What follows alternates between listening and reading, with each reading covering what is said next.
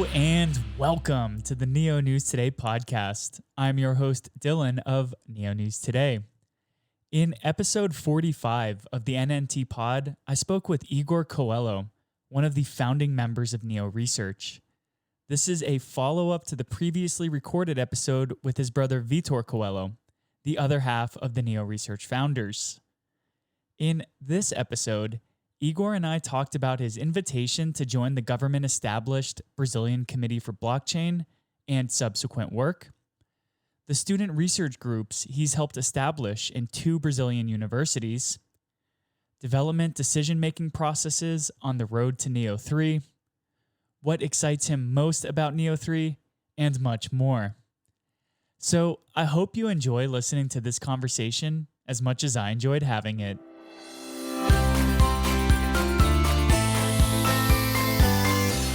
Hey guys, what's going on? Dylan with the Neo News Today podcast. Today we are speaking with the second half of the NeoResearch co-founders. Today we have Igor Coelho on the phone. How are you doing today, Igor? Oh, very fine. Thanks a lot for the invitation, Dylan. Yeah, It's a pleasure. it's a pleasure to have you on the pod. As you know, last week we had your brother on and we spoke about the NeoResearch team's foundings, the recently published MILP model, and a little bit about Neo 3 governance, among other different topics. So in addition to the MILP paper and the work that you and your brother have been doing in terms of the conversation surrounding governance, what else have you been working on? What would you like to share about what's been exciting you recently? Thanks again for the invitation. And I took the time to listen to the interview. It was very good, the interview with Vitor. I guess he brought many interesting perspectives on Neo 3 and also on the recent works we've been doing together. And regarding the latest updates, I think that we had an interesting year regarding the academia side. Like I told some time ago, until last year, I was a professor at UERJ, a state university in Rio de Janeiro. And since the beginning of this year, I'm at UF, which is a federal university. And it's still the same topic, like I'm still a computer science professor, as I've been doing for a few years now. And but I'm also trying to push, like to introduce new technology and also blockchain technology through this academia side. So it's very important to have this connection. Like the professors in Brazil are now more aware of this importance of having the industry closer to the academia. And that's something that I'm trying to do very hard. So there is an interesting thing that happened this year, was an invitation to join the Brazilian Committee for Blockchain, which is organized by the RNP, which is RNP in Portuguese. That is an institute that worked hard to bring internet to Brazil since the beginning of, I don't know, the 90s, the 80s. And it's a very important reference for us in Brazil. And they wanted to have some people working together to bring a perspective for RNP on the importance of blockchain for Brazil for now and also for the future. So this group, the idea is to bring a perspective and how this institution will be aligned as this evolution is coming. So you mentioned that there in our conversation before we started that there are many working groups. So what working group are you a part of, and what are the goals and outcomes you desire as part of that working group? Yeah, that's very interesting, Dylan, because I accepted the participation on the general group, and we started to chat. And you know me, like when I'm participating on something, I like to be very active and to bring new ideas. And I was very happy that from a group of many professors, they selected me to try to push the working group for education in blockchain. So I was very happy with that, and also a great responsibility. And also we had very good people that wanted to contribute too. And we spent like 3 or 4 months now. That was at first we started to organize what we wanted to talk about, what's important for education, what's missing, what's not. And after many discussions, we concluded that one interesting product would be to give a reference undergraduate course on blockchain for Brazilian universities. And we had many meetings to do that, and we just finished the report yesterday. We presented the final version of our working group, and it's interesting because now the Brazilian universities, we have many people that talk to us that want to give courses, that want to introduce the technology, but don't know how, because we still don't have many books, like many. It's different than fields that started like 20, 30 years ago. It's something new, so it's interesting, and we have this now. We are very happy, and now the next step for the group is to join these reports and to present it in a Brazilian conference that's starting in December, that's focused on networks on general. So we will present this there. Very cool. When I was an urban planner, I was part of various committees that took many months to define a product. So I know how good it feels to finally get all your recommendations put on paper and to start preparing for the presentation phase. It's quite exciting. Um, we had also discussed some really cool work that you and your brother had recently done regarding bringing a grants like program into the Brazilian academic institution where you will solely fund students who are interested in building on and researching the neo blockchain. So I'm curious to learn a little bit more about this new grant that you and your brother helped co-author, and maybe you could also share a little bit about who had what roles in helping this grant get established. That's very good point, Dylan. Since last year, the beginning of last year, I've been working with the previous university at UERJ, that they have like a very active innovation department that wanted to bring this practical funding events, and also, in fact, we have been organizing workshops and stuff like that. But we wanted to have like some better partnership with the university. So we worked towards a contract that could allow us to give scholarship to students. And in the beginning of this year, the process started to work faster. But now I'm not anymore at the same university, so Vitor had to take the process.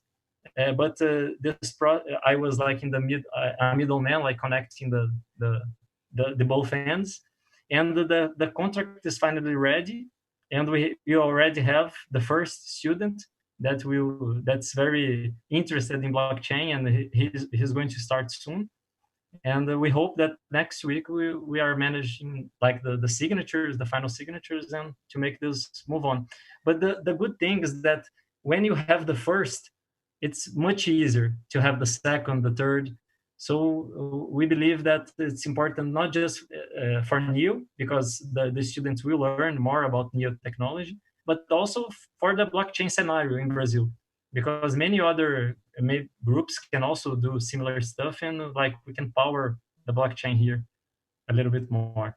Congratulations. That's a big step to get your first grant distributed. And that's really awesome to hear. I hope we get to see some really cool developments coming out of that grant here in the coming school year. So maybe we can get put in touch with that student one of these days for some Neo News Today coverage. I don't know if you remember when we caught up.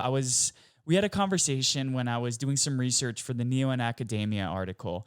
And you had mentioned that when you were at Wedge, you had started a student group that was dedicated to studying the Neo blockchain, and that in your new role at your new university, OOF, you were looking at the time to begin a similar student group. So I'm just wondering if you've started to build a team at your new university that you're professing at, if you've started to build a similar team that you had built at Wedge.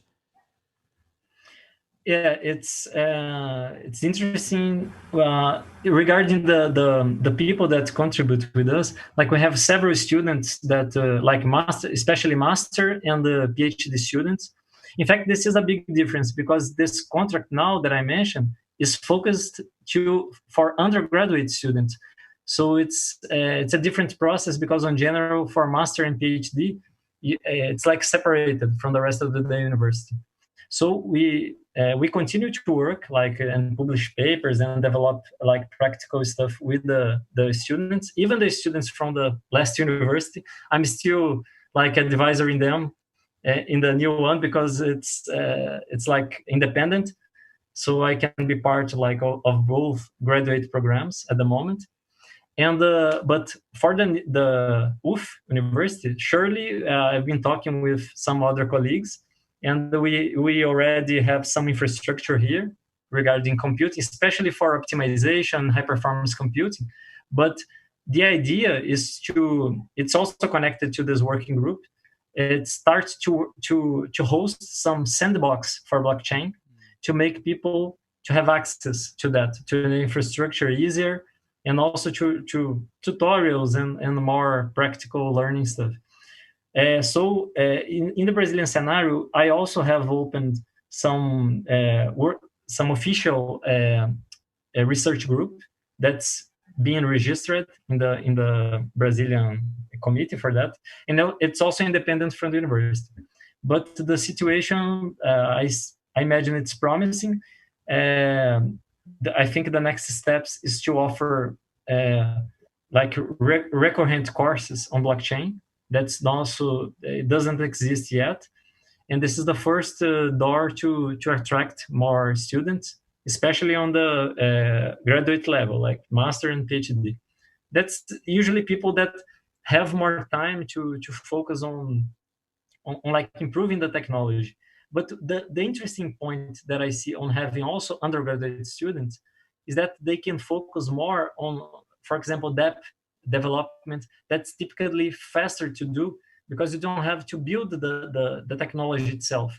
You use what exists and maybe you improve a little bit, but this is maybe what the market needs more, like more people develop applications and understanding the technology, not just like developing but understanding also.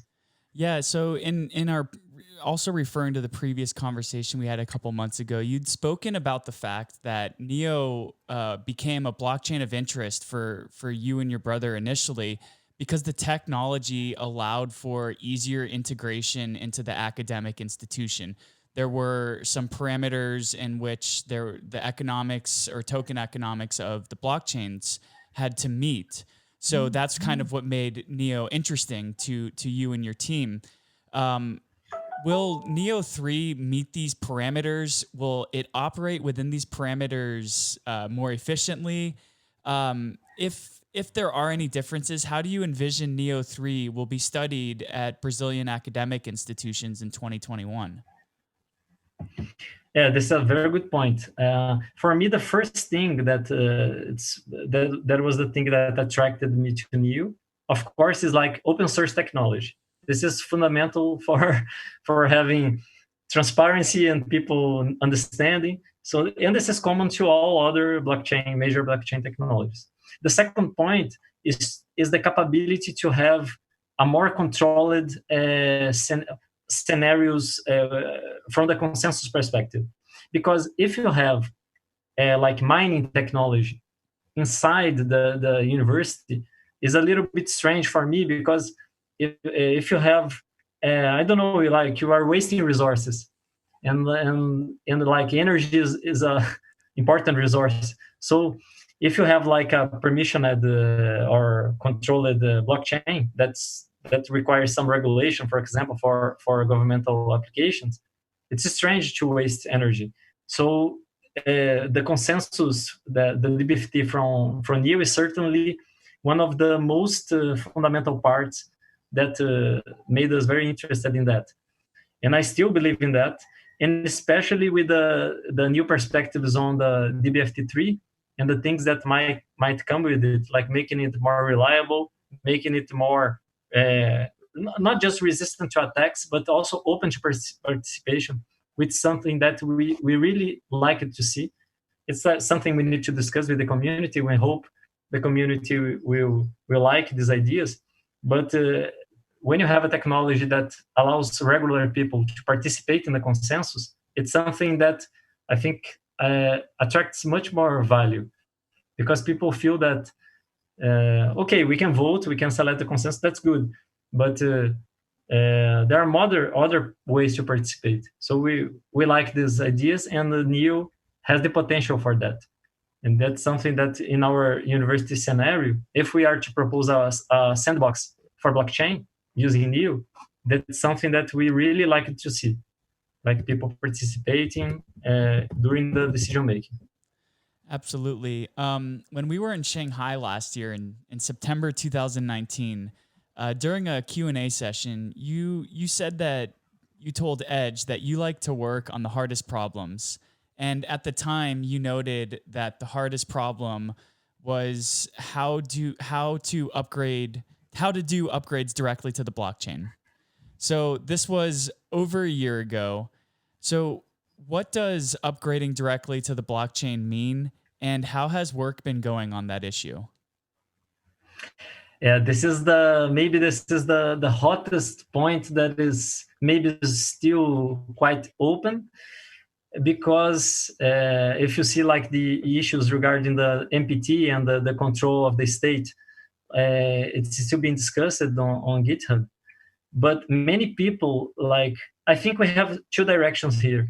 We have a more strict control of the mutability of the contracts. So you can have a very strict vision on the code's law, where if you commit a mistake in code, even if it's a mistake, there's no mistake. Like, if this is your code, this is the law, so you accept it. And maybe we are trying to see different alternatives to that, because this is one way of seeing that. Of course, when you like code's law, as long as the code behaves the way you expect. But when the code doesn't behave as you expect, everybody thinks, what do we do now? Because from a protocol perspective, it's something more abstract. You have an idea of how tokens work. So besides the code that's running the tokens, for example, you expect some behavior. You expect to send the token and the balance go up, the balance go down. You expect these things. But if these things doesn't happen because of some failure in code, it's something that we still discuss on how could we upgrade and fix these things if these are to be fixed. Some decision that could help this, as we've been discussing on GitHub, is to have some flexible control of the storage proofs, of the state proofs. If you don't put them in block, you can still have access to that information signed by consensus nodes with the same reliability. But the only thing you don't have is like the guarantee that maybe in the future, if something really bad happens, that some new interpretation could happen on that. Of course, no one wants to do that like frequently. It's more something to prevent some mass problem that could maybe cause a hard fork or something that we've seen on other blockchains. Because in the end, we have a world consensus that dominates the real consensus. It's us, like the people, the communities, the people that are involved in the market. This is the real consensus. We have the technological consensus, which is distributed algorithm that handles things. But it only works if people in the world consensus accept that distributed consensus is behaving correctly. So this is a new level on agreement. And maybe we don't need to put all the strict decisions on that machine that can fail. So maybe this is an alternative. And to the moment, I think Neo 3 has some strict deadline to be fulfilled. So I'm now in favor, as discussing with the community, that if we need to put like the storage proofs on the header of the blocks to make things move faster and just allow any kind of repair for the moment, for me that's fine. And maybe we can talk about that in the future. Because like we said, it's strange when we talk about immutability that we know that exists on blockchain. But on the other side, if the world consensus doesn't agree on the blockchain, two things may happen. People may drop the blockchain, or people may change the code and change the protocol of the blockchain. So uh, it's hard to talk about a very strict immutability in that manner. I think transparency is the most important. Like all the tools need to verify the information and make sure that things are correct. And there is no way of having some censorship or also some kind of attack. This is the most important. The rest is more how do you make the people interacting with the blockchain in the seamless way possible, like in the easiest way possible, and not having to wonder if tomorrow, if they forgot about something that's very important, if they cannot fix that. So I think we can have some solutions to that. We are still talking about that, but like I said, time is important, and I think if community needs to take some decision, I'm giving my votes toward the solution that's finishing this faster. But for the future, we can still talk about it.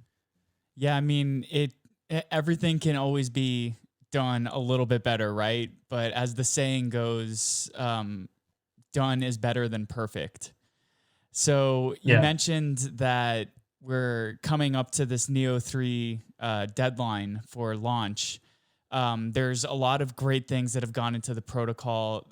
There's a lot of great things that have gone into various different components of the blockchain and how they're going to interact, like oracles, distributed storage, identity, things of this nature. So there's a lot to be excited about with Neo 3. But as we're getting closer and closer to testnet and eventually mainnet, I'm curious to hear a little bit more about what excites you most about Neo 3. I think you touched the interesting point that I having a very high hopes on the new FS technology.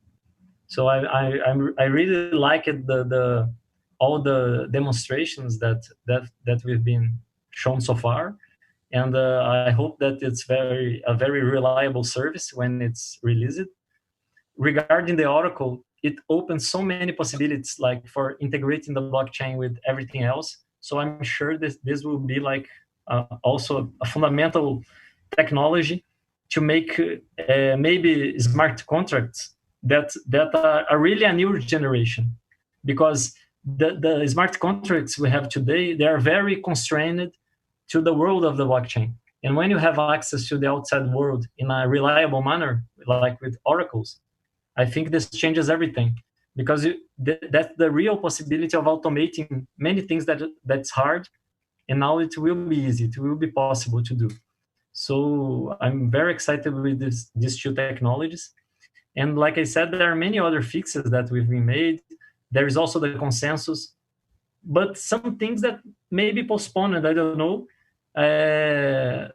because like new tree launch is very important. Like it's very important to have the VM working, like to have a new dev pack working for people to code in it, to participate in the hackathon and learn the new technology and start using it. But things never end like that. So I'm sure that next year we will be discussing like many exciting innovations, and I'm sure that Neo 3 is just the beginning of a new era for the new blockchain. Yeah, I'm looking forward to future in-person community discussions once the world is able to travel again. So, in wrapping up, what can Neo News Today listeners look forward to coming from the NeoResearch community?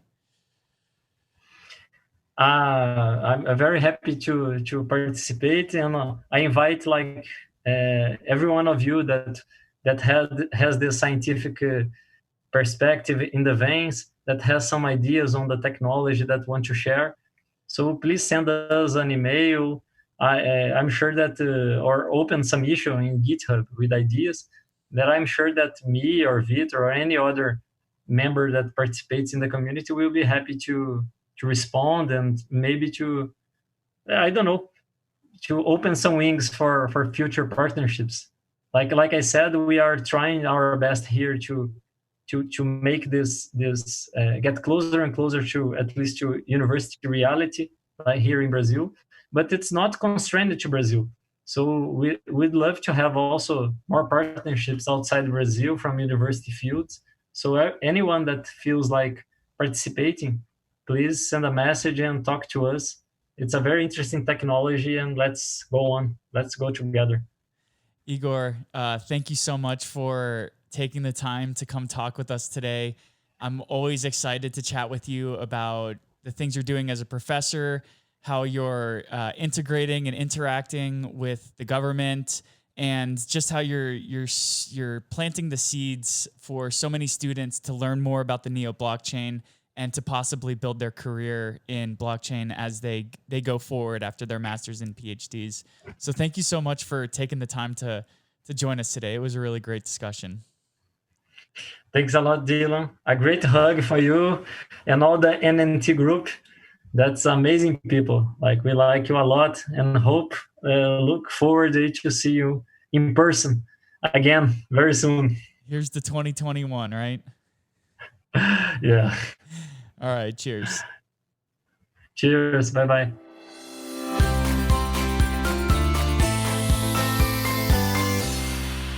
Well, what did you think of that conversation?